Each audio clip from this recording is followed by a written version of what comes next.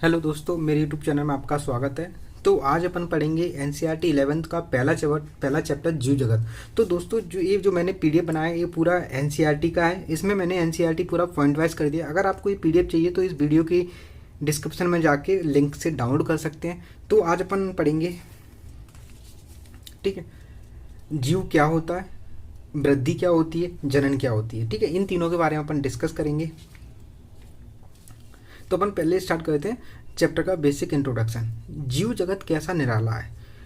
तो जो जीव जगत यानी लिविंग बर्ड, जीवों का जगत, वो कैसा है, वंडरफुल निराला है। मतलब कि यहाँ इस पृथ्वी पे कितने प्रकार के जीव पाए जाते हैं, पौधे पाए जाते हैं, जंतु पाए जाते हैं। ये अपन को एक तरह से वंडरफुल नहीं लगते हैं, ठीक है, इसी प्रकार, ठीक है। जीवों के विस्तृत प्रकारों की श्रृंखला विस्मयकारी है।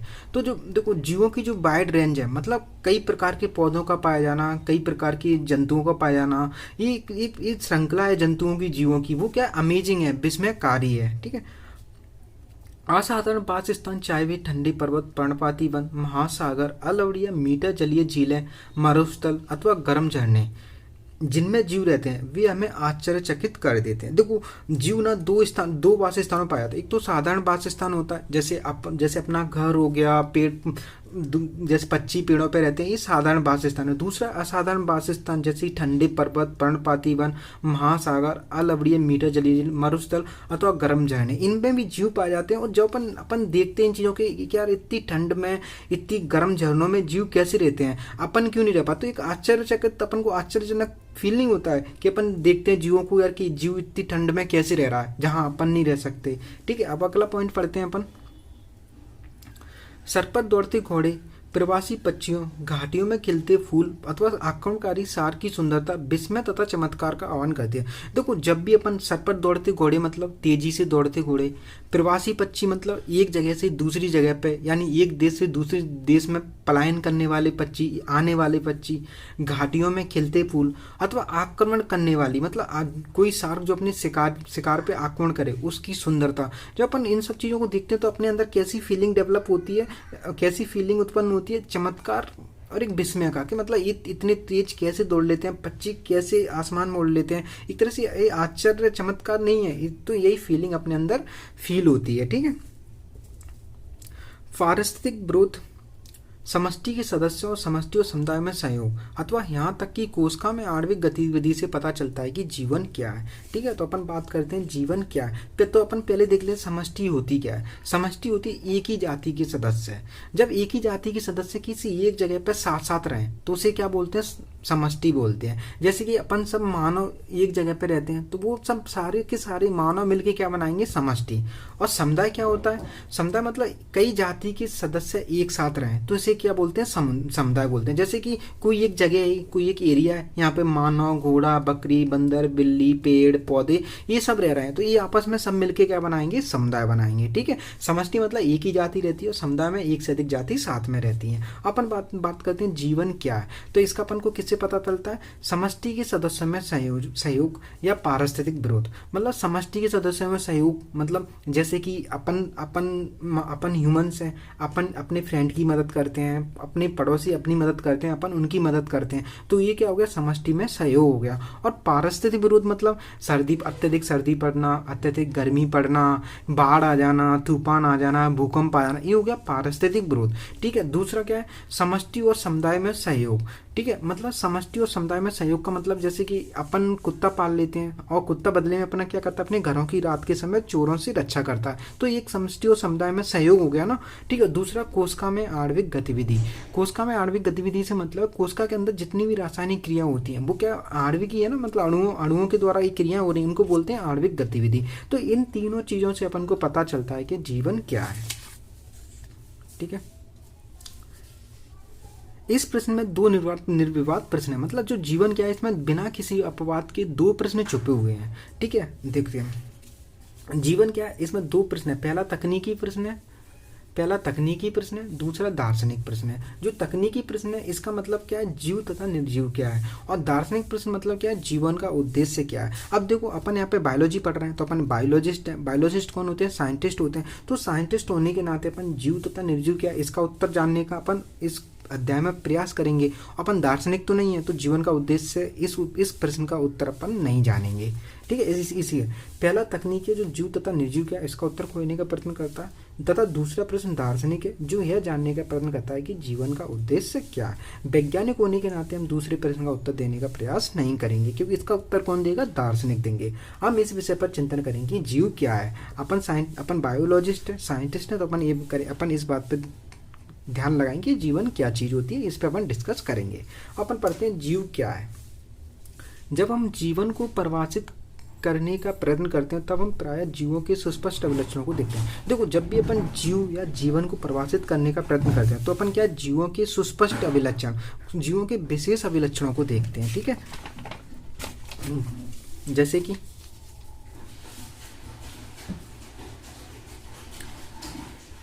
वृद्धि, जनन, पर्यावरण के प्रति संवेदना का पता लगाना और उसके अनुकूल क्रिया करना, ये सब हमारे मस्तिष्क में तुरंत आते हैं कि ये अद्भुत लक्षण जीवों के हैं। तो जीवों के लक्षण क्या है, वृद्धि करना, जनन करना, पर्यावरण के प्रति संवेदना का पता लगाना और उसके अनुकूल क्रिया करना, ये सब अपन आगे पढ़ेंगे भी। आप इस सूची में उपापचय, स्वयं की प्रतिलिपि बनाना, स्वयं को संगठित करना, प्रतिक्रिया करना, उद्गमन आदि को भी जोड़ सकते हैं। अपन उपापचय के बारे में आगे पढ़ेंगे। स्वयं की प्रतिलिपि बनाना मतलब जनन करना एक तरह से। ठीक है, अपने जैसा जीव, अपने मतलब बच्चे पैदा करना। ठीक है, एक तरह से स्वयं को संगठित करना मतलब सेल्फ ऑर्गेनाइज। इसका क्या मतलब होता है, देखो आप सबको पता है कि कोई सा भी जीव उसका निर्माण किससे होता है, जायगोट से होता है। मतलब जैसे जो भी अपन ह्यूमंस होते हैं उन सभी ह्यूमंस का निर्माण किससे हुआ है, जायगोट से हुआ। तो देखो, जायगोट एक कोशिका से पूरी बॉडी बन जाती है। उस बॉडी में सिर की जगह सिर रहता है, हाथ की जगह हाथ रहता है, पैर की जगह पैर रहता है। तो आखिर ऐसी क्या चीज़ है कि मतलब जो बताती है कि हाथ की जगह हाथ रहना है, पैर की जगह पैर होना है, सिर की जगह सिर रहना है। तो देखो, इसके लिए क्या होता है, अपना जो आनुवंशिक पदार्थ डीएनए होता है उसमें ये सूचनाएं स्टोर रहती हैं, संग्रहित रहती हैं, जो ये बताते हैं किस जगह पर कौन से अंग को निकलना है। इसी को बोलते हैं सेल्फ ऑर्गेनाइज। आपने ऐसा तो नहीं देखा ना कि मतलब हाथ की जगह पैर निकल आया, पैर की जगह सिर निकल आया। तो ऐसा कभी कभी होता है, वो अपवाद है, पर जनरली तो नॉर्मली हाथ की जगह हाथ, पैर की जगह पैर और सिर की जगह सिर ही होते हैं ना। तो इसे बोलते हैं सेल्फ ऑर्गेनाइज। ठीक है, और प्रतिक्रिया करना मतलब बात सर्दी के प्रति प्रतिक्रिया करना, गर्मी के प्रति प्रतिक्रिया। उद्गमन मतलब समय के साथ बेहतर करना। देखो, जब अपन छोटे थे बिल्कुल ही 1-2 साल के, तो अपन को पढ़ना लिखना बोलना भी नहीं आता था। आज अपन बड़े हो गए तो आज अपन को पढ़ना लिखना बोलना सब कुछ आता है। इसे बोलते हैं समय के उद्गमन, इमर्जेंस, समय के साथ बेहतर बनना। ठीक है, ये सभी लक्षण क्या है, जीवों के हैं। तो अपन जीवों के लक्षण देख लेते हैं क्या क्या थे। वृद्धि, जनन, पर्यावरण के प्रति संवेदनशीलता तथा उसके अनुकूल क्रिया करना, उपापचय, स्वयं की प्रतिलिपि बनाना, स्वयं को संगठित करना, प्रतिक्रिया करना, उद्गमन, समय के साथ बेहतर बनना। ठीक है,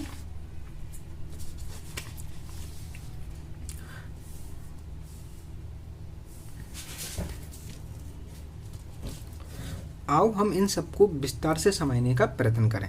ठीक है, अब अपन एक एक से इन सारे के सारे पॉइंट को पढ़ेंगे। जो भी वृद्धि, अपन ने जितने सारे पॉइंट पढ़े थे ना वृद्धि, जीवों के लक्षण, उन सब के बारे में पढ़ेंगे। तो वृद्धि पढ़ते हैं। सभी जीव वृद्धि करते हैं। देखो, दुनिया में जितने भी जीव हैं, जितने भी जीव, पौधे, जंतु, बैक्टीरिया, वायरस, कुछ भी है, वो सब क्या वृद्धि करते हैं। ठीक है, जीवों के भार तथा संख्या में वृद्धि होना, ये दोनों वृद्धि के द्वियुग्मी यानी जुड़वां लक्षण है। मतलब जीवों के या तो भार में वृद्धि हो, संख्या में वृद्धि हो, ये क्या है, वृद्धि के जुड़वां लक्षण है। तो अपन देख लेते हैं वृद्धि होती क्या है। तो वृद्धि क्या होती है, या तो जीव का भार बढ़ जाए, जैसे पहले जीव 5 किलो का था अब 10 किलो का हो जाए, ये भी वृद्धि है। या फिर जीव का आयतन बढ़ जाए, जैसे पहले जीव छोटे आयतन का था अब वो बड़े आयतन का हो जाए। या फिर जीव की संख्या बढ़ जाए, जैसे पहले 1 जीव था उससे 2 जीव बन गए, 2 से 4 बन गए।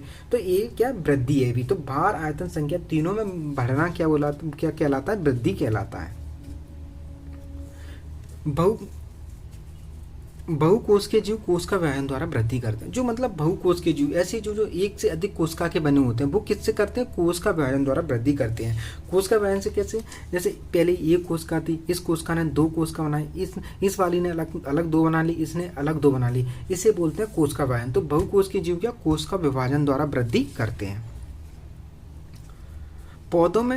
पौधों में यह वृद्धि जीवन पर्यंत कोशिका विभाजन द्वारा संपन्न होती रहती है। तो देखो, जो पौधे होते हैं ना, उनमें ये वृद्धि क्या है, जिंदगी भर चलती रहती है। और किसके द्वारा होती है, कोशिका विभाजन के द्वारा होती है। ठीक है, प्राणियों में यह वृद्धि कुछ आयु तक होती है, लेकिन कोशिका व्ययन विशिष्ट ऊतकों में होता है ताकि विलुप्त कोशिकाओं के स्थान पर नई कोशिकाएं आ सके।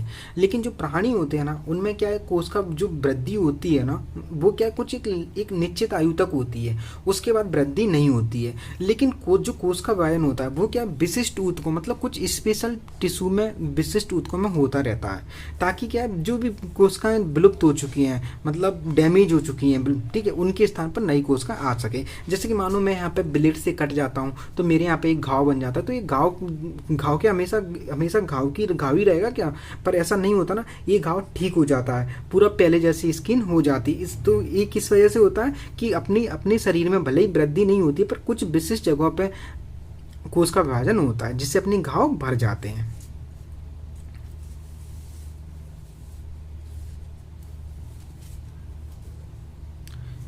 एक कोष के जीव भी कोशिका व्यायाम द्वारा वृद्धि करते हैं। देखो, जो एक कोष के जीव होते हैं ना, वो क्या कोशिका व्यायाम द्वारा वृद्धि करते हैं। बड़ी सरलता से कोई भी इसे पात्रे संवर्धन परख नली में सूक्ष्मदर्शी माइक्रोस्कोप से देखकर कोशिकाओं की संख्या गिन सकता है। अब देखो, जो एक कोष के जीव होते हैं, जैसे कि मानो अपन ने एक पात्र ले लिया, एक प्लेट ले ली, इसे अपन, और इसमें अपन ने एक बैक्टीरिया डाल दी, खाने के सामान के साथ बैक्टीरिया डाल दिया, तो बैक्टीरिया वृद्धि करेगा, कोष का व्ययन करेगा, 1 से 2 बन जाएगा, 2 से 4 बन जाएंगे, 4 से 8 बन जाएंगे। तो इसे बोलते हैं पात्रे संवर्धन। पात्रे संवर्धन मतलब प्लेट में बैक्टीरिया को उगाना। तो देखो, अपन एक कोष के जीवों की वृद्धि को अपन क्या माइक्रोस्कोप लगा के देख सकते हैं, उनकी संख्याओं को गिन के पता कर सकते हैं कि जीव वृद्धि कर रहा है या नहीं कर रहा है।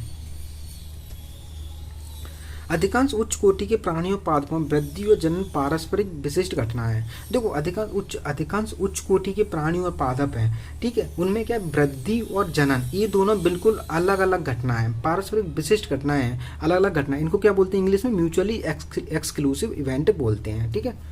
हमें याद रखना चाहिए कि जीव के भार में वृद्धि होने को वृद्धि समझा जाता है। अपन ने देखो पहले ही देखा था, वृद्धि क्या होती है, जीव के भार में बढ़ जाए या फिर संख्या में बढ़ जाए या फिर आयतन बढ़ जाए। तो जीव के भार में वृद्धि को भी अपन क्या कहते हैं? वृद्धि कहते हैं। यदि हम भार को वृद्धि का विलक्षण मानते हैं तो निर्जीवों के भार में वृद्धि होती है। अगर अपन बोलें कि भार में वृद्धि को अपन वृद्धि मानना है तो सीधी तो कुछ चीज़ें, कुछ निर्जीव ऐसे होते हैं उनके भार में वृद्धि होती है, जैसे कि पर्वत, गोला तथा रेत के टीले भी वृद्धि करते हैं। जैसे तो क्या पर्वत, गोला और रेत के टीले ही वृद्धि करते हैं। जैसे मानो ये रेत का टीला है, इस पर ऊपर से थोड़ी और रेत जमा हो गई, तो इसका पहले आकार इतना छोटा था, अभी इतना बड़ा हो गया, तो इसका भी आकार बढ़ गया ना, और इसका भार भी बढ़ गया ना, क्योंकि इस पर कुछ चीज़ें जमा हुई है तो इसका भार बढ़ गया। तो इस प्रकार से इसका आकार बढ़ रहा है, इसका भार बढ़ रहा है, तो ये भी तो एक तरह से वृद्धि हो गई है ना। तो लेकिन निर्जीवों में इस प्रकार की वृद्धि उनकी सतह पर पदार्थों के एकत्र होने के कारण होती है। लेकिन निर्जीवों में इस प्रकार की वृद्धि कैसे होती है? उनकी सतह पर पदार्थों के जमा होने से होती है, सतह पर पदार्थों के जमा होने से होती है। जीवों में यह वृद्धि अंदर की ओर से होती है। जो और जीव होते हैं ना, उनमें यह वृद्धि कहाँ से होती है? अंदर की ओर से होती है। दिख रहा है, जैसे ये कोई छोटा बच्चा है, इसके अंदर से वृद्धि हुई, ये बड़ा हो गया। तो जीवों में वृद्धि क्या अंदर से होती है, और निर्जीवों में क्या उनकी सतह पर पदार्थों के जमा होने से होती है। ठीक है, इसलिए वृद्धि को जीवों का एक विशिष्ट गुण नहीं मान सकते। इसलिए वृद्धि को क्या अपन जीवों का एक विशिष्ट गुण, डिफाइनिंग फीचर नहीं मान सकते। अब अपन बात कर लेते हैं विशिष्ट गुण, डिफाइनिंग फीचर होता क्या है और कैरेक्टरिस्टिक फीचर होता क्या है। ठीक है, इस टेबल देखो, डिफाइनिंग फीचर विशिष्ट गुण होता क्या है और कैरेक्टरिस्टिक फीचर होता क्या है। तो देखो, कैरेक्टरिस्टिक फीचर का मतलब होता है कोई भी लक्षण जो किसी भी जीवित जीव में उपस्थित होता है। मतलब कोई भी लक्षण ले लो जो किसी भी जीव में उपस्थित है। और दूसरा क्या, और जरूरी नहीं है कि वह लक्षण सभी जीवों में पाया जाता है 100%, और मतलब जरूरी नहीं कि वो लक्षण सभी जीवों में 100% जीवों में पाया जाए। तो ये क्या है? कैरेक्टरिस्टिक फीचर हो गया। मतलब कोई सा भी लक्षण जो जीवों में पाया जाता है वो क्या कैरेक्टरिस्टिक फीचर हो गया। अब अपन बात कर लेते हैं डिफाइनिंग फीचर होता क्या है। डिफाइनिंग फीचर क्या है? लक्षण जो सभी जीवों में पाया जाता है। ऐसा लक्षण जो सभी 100% लिविंग में पाया जाता है उसे अपन क्या बोलते हैं? Defining feature. दूसरा पॉइंट क्या है? किसी भी नॉन लिविंग में ना पाया जाता हो जीव, और किसी भी नॉन लिविंग में नहीं पाया जाता, मतलब 0% अजीवित में पाया जाता है, उसे क्या बोलते हैं? Defining feature. तो डिफाइनिंग फीचर्स की कंडीशन क्या है? पहला 100% लिविंग में पाया जाएगा और 0% अजीवित में पाया जाएगा। अपन इनके एग्जाम्पल देख लेते हैं। देखो, जैसे पढ़ना, हाँ इंसान पढ़ लेता है, मतलब जीवों में पाया जाता है तो पढ़ना हो गया। लिखना इंसान लिख सकता है तो लिखना भी, किसी भी जीव, मतलब इंसान एक जीव हो गया ना, तो लिखना हो गया, ये भी करेक्टरिस्टिक फीचर हो गया। चलना भी हो गया, वृद्धि भी जीवों में पाई जाती है, उपापचय भी जीवों में पाया जाता है, जनन भी जीवों में पाया जाता है, कोशिकीय संगठन भी जीवों में पाया जाता है। तो कोई सा भी लक्षण ले लो जो जीवों में पाया जाता है वो करेक्टरिस्टिक फीचर तो है। बात आती है डिफाइनिंग फीचर क्या है। अब देखो डिफाइनिंग फीचर उपापचय, उपापचय हाँ सभी जीवितों में पाया जाता है, किसी भी नॉन लिविंग में नहीं पाया जाता है, तो उपापचय हो गया। कोशिकीय संगठन हाँ सभी 100% लिविंग में पाया जाता है, लेकिन 0% नॉन लिविंग में, अजीवित में नहीं पाया जाता है, तो ये कोशिकीय संगठन भी हो गया। तीसरा चेतना, चेतना भी हाँ 100% लिविंग में पाई जाती है और 0% नॉन लिविंग में पाई जाती है, ठीक है। तो ये चेतना भी डिफाइनिंग फीचर्स हो गया, ठीक है। तो डिफाइनिंग फीचर अच्छे से याद कर लेना, कई बार आता है। तो डिफाइनिंग फीचर वो होता है जो 100% लिविंग में, जीवितों में पाया जाता है और 0% नॉन लिविंग में पाया जाता है, ठीक है।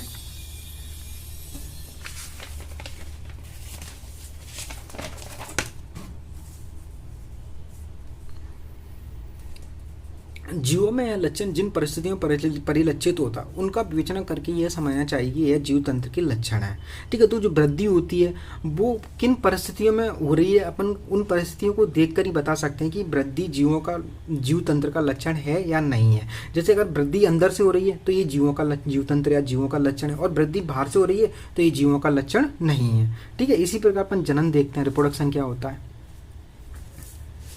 इस प्रकार जनन भी जीवों का विलक्षण है। देखो जीव जनन भी करते हैं तो जीवों का लक्षण अपन ने पहले ही देख लिया था, ठीक है। वृद्धि के संदर्भ में इस तथ्य की व्याख्या हो जाती है। देखो जनन का मतलब होता है संतान उत्पन्न करना, अपनी संख्या में वृद्धि, और वृद्धि का मतलब होता है संख्या में वृद्धि। तो थोड़ा बहुत अपन वृद्धि के संदर्भ में जनन के बारे में थोड़ा बहुत अपन जानकारी हो जाती है, और अपन अभी पढ़ते हैं।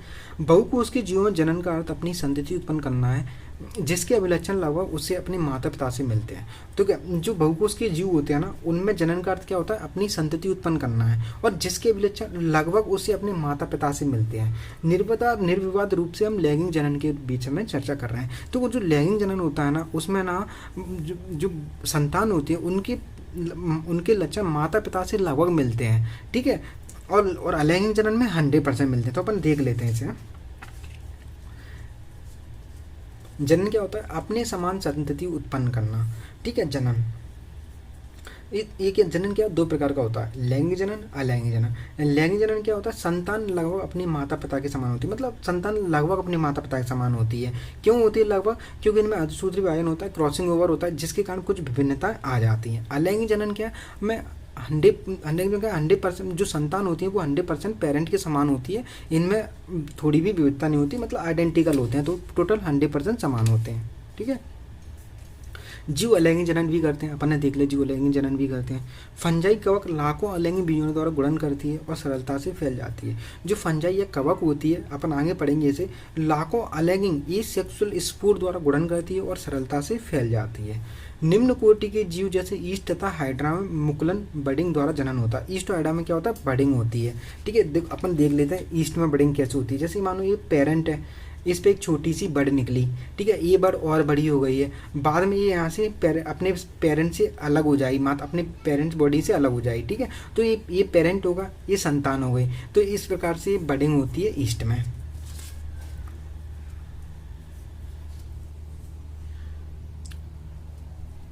प्लेन एरिया चपटा कृमि में वास्तविक पुनर्जनन रीजनरेशन होता है, अर्थात एक खंडित जीव अपने शरीर के लुप्त अंगों को पुनः प्राप्त कर जीवित कर लेता है और इस प्रकार नया जीव बन जाता है। अब अपन देखते हैं प्लेन एरिया में क्या होता है, वास्तविक ट्रू रीजनरेशन होता है। जैसे एक प्लेन एरिया है, इसको अपन ने यहाँ से काट दिया, यहाँ से काट दिया, तो इसके क्या हो गए, 3 भाग हो गए।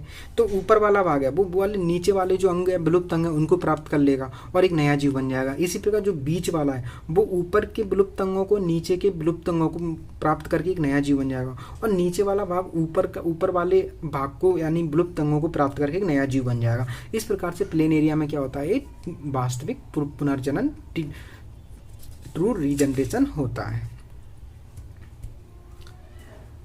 फंजाई, तंतुमयी फिलामेंटस शैवाल, मांस का प्रथम तंतु प्रोटोनेमा सभी विखंडन फ्रेगमेंटेशन विधि द्वारा गुणन करती हैं। तो देखो जो फंजाई होता है और फिलामेंटस एल्गी होते हैं और मांस का प्रथम तंतु होता है, ये सभी क्या फ्रेगमेंटेशन विधि द्वारा गुणन करती है। जैसे अपन फ्रेगमेंटेशन देख लेते हैं कि विखंडन होता क्या है, ठीक है। जैसे ये मांस का तंतु है, इसे अपन ये 2 भागों में टूट गया, तो एक भाग ये हो गया, दूसरा भाग ये हो गया। इस भाग ने पूरा एक मांस बना लिया, इस वाले ने दूसरा मांस बना लिया। इस प्रकार से ये क्या हो गया, मास के प्रथम तंतु यानी फर्स्ट प्रोटोनेमा में विखंडन हो गया, फ्रेगमेंटेशन हो गया। ठीक है, अपन ने देखो यहाँ तक पढ़ लिया था, क्या क्या पढ़ा था अपन ने। फंजाई में क्या होता है, लाखों अलग बीजाणु द्वारा जनन होता है। ईस्ट और हाइड्रा में क्या होती है, मुकुलन बडिंग होती है। प्लेनेरिया में क्या होता है, वास्तविक पुनर्जनन होता है। फंजाई तंतुमयी सेल और फिलामेंटस सेल की मॉस का प्रथम तंतु फर्स्ट प्रोटोनेमा और मॉस, इनमें क्या होता है, विखंडन फ्रेगमेंटेशन होता है। ठीक है,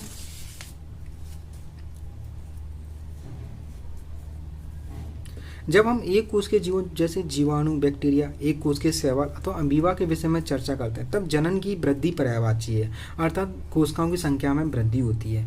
ठीक है, जब अपन एक कोष के जीव जैसे कि जीवाणु, एक कोष के शैवाल अथवा अमीबा के विषय में चर्चा करते हैं, तो जनन और वृद्धि क्या दोनों एक ही चीज़ है, मतलब एक दूसरे के पर्यायवाची हैं। यानी जनन में क्या होती है, कोशिकाओं की संख्या में वृद्धि होती है, और वृद्धि में क्या और वृद्धि क्या होती है, कोशिकाओं की संख्या में बढ़ने को भी हम वृद्धि कहते हैं। तो देखो इसमें क्या है, एक कोष के जीव जैसे जीवाणु, एक कोष के शैवाल, अमीबा, इनमें देखो जैसे अपन ने एक कोष के मतलब एक कोशिका के बने हुए, एक कोशिका से एक दो कोशिका बन गई, तो अपन इसे इस चीज़ को अपन क्या बोल सकते हैं, कोशिका व्यवहार बोल सकते हैं, क्योंकि कोशिका व्यवहार में एक कोशिका से दो कोशिका बनती हैं। वृद्धि बोल सकते हैं, क्योंकि एक जीव की संख्या में वृद्धि होना। ठीक है, तो एक वृद्धि भी हो गई है। जनन भी बोल सकते हैं, एक संतान से दो बच्चे पैदा होना, ये जनन भी हो गया। तो एक कोष के जो है कोष का विभाजन, वृद्धि, जनन, ये तीनों एक ही चीज़ है। अगर एक चीज़ हो रही है तो ऑटोमेटिक दो चीज़ ऑलरेडी हो जाती हैं। इनको बोलते हैं म्यूचुअली इंक्लूसिव इवेंट, मतलब एक घटना होने पर दो अपने आप हो जाए, इसे बोलते हैं म्यूचुअली इंक्लूसिव इवेंट। ठीक है,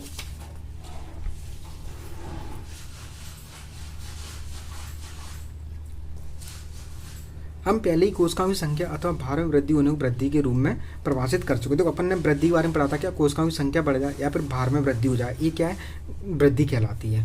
अब तक हमने देखा है कि एक कोष के जीवन में वृद्धि और जनन, इन दोनों शब्दों के उपयोग के विषय में सुप्रसिद्ध। अपन ने देख लिया कि एक कोष के जीवन में वृद्धि जनन क्या है, एक ही चीज़ है, मतलब इनका उपयोग अपन सुस्पष्ट नहीं है कि वृद्धि हो रही है जनन हो रही, दोनों मतलब अपन एक ही चीज़ है, मतलब एक तरह से मतलब म्यूचुअली इंक्लूसिव इवेंट है। कुछ ऐसे भी जीव हैं जो जनन नहीं करते, जैसे खच्चर या केसर या कच्चर, म्यूल, बंद कामगार मधुमक्खी, स्टेरॉइड वर्कर बी, अनवर मानव कपल, इनफर्टाइल ह्यूमन कपल आदि। तो ऐसे कौन कौन से जीव हैं जो जनन नहीं करते, उनमें खच्चर म्यूल हो गया, इनफर्टाइल स्टेराइल वर्कर वी हो गई, बंद कामगार मधुमक्खी स्टेराइल वर्कर वी हो गई, अनवर मानव कपल, इनफर्टाइल ह्यूमन कपल हो गए। ये सब ऐसे लोग हैं ये जनन नहीं करते हैं। ठीक है, इस प्रकार जनन भी जीवों का समग्र विशिष्ट लक्षण डिफाइनिंग फीचर नहीं हो सकता। इसलिए क्या जनन भी जीवों का क्या डिफाइनिंग फीचर्स नहीं है। अपन ने पढ़ा था डिफाइनिंग फीचर कि जो 100% जीवित जंतुओं में उपस्थित हो, लेकिन पता है लेकिन जो जनन होता है वो इन सब में तो पाया नहीं जाता ना, बंद कामगार मधुमक्खी, इनफर्टाइल ह्यूमन कपल और म्यूल्स में। तो इस प्रकार से जनन भी डिफाइनिंग फीचर्स नहीं है। यद्यपि कोई भी निर्जीव वस्तु जनन या अपनी प्रतिलिपि बनाने में अक्षम होती है। हालांकि कोई भी निर्जीव वस्तु है वो ना तो जनन कर सकती है या फिर अपनी प्रतिलिपि बना सकती है। ठीक है, तो आज के लिए इतना काफ़ी है। अगर आपको ये PDF चाहिए तो आप इस वीडियो के डिस्क्रिप्शन में जाके लिंक से इस PDF को प्राप्त कर सकते हो। ठीक है, धन्यवाद दोस्तों।